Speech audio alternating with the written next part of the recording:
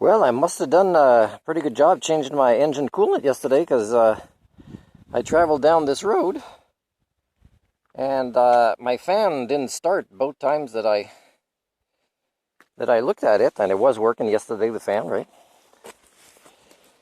So didn't know this was going to turn into a gravel road though. Somebody's coming. I hope they will understand that I'm doing okay if I give them a thumbs up.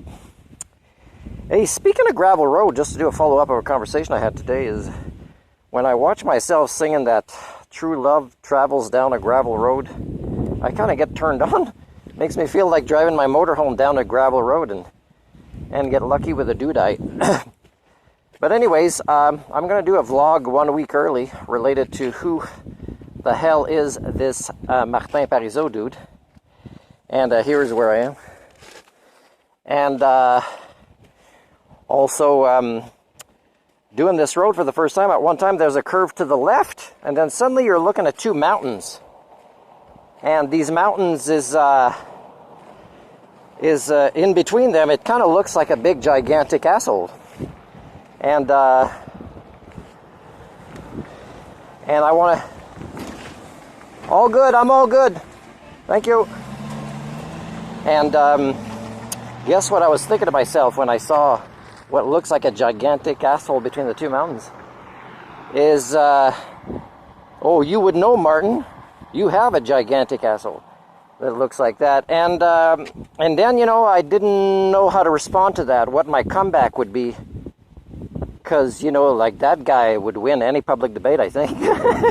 Like, how does he know this about me, that I'm sitting on a gigantic asshole right now, riding my bike, looking at a gigantic asshole? Anyways, don't worry, I don't need any medicine other than modafinil. This is my sense of humor. Now, if my relatives, which I'll bring to their attention in this video, follows up a conversation, say, why would you say that?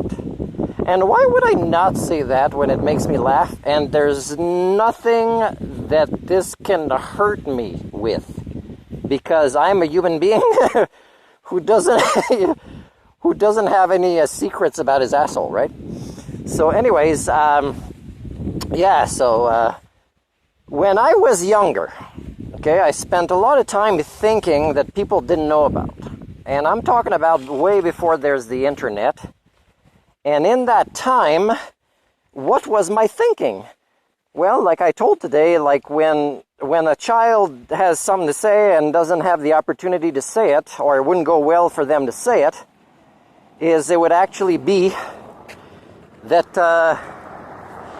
that child would have to still kind of get it out, right? So I have conversations in their head. So I had so many great conversations in my head where I play both parts. You could say, there you go, you're crazy.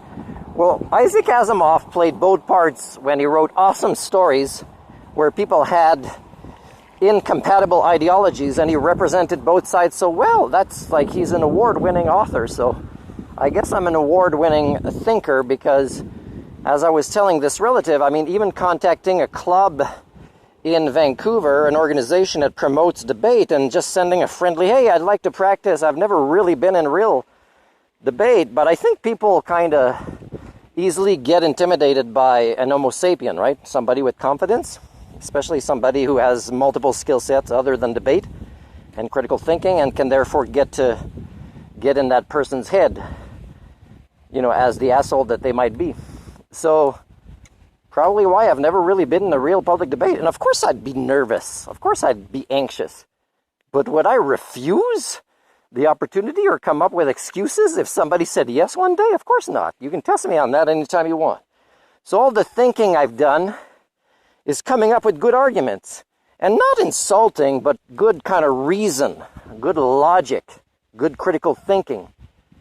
Pointing out incongruences, even before I knew the concept of incongruence, which I learned in my life skills coach training when I was ready to receive feedback. And then I figured out what it was and how I might have been projecting that. Possibly through some insecurities I had and needing to sell an image of who I was. Because that's what people do when they haven't fully grown up. So I'm sending you an image that my asshole looks like that one between the two mountains on the drive here. I'm going to keep going. And this is who the hell this bloody Martin Pariseau is, and why does he think we want to know about his asshole?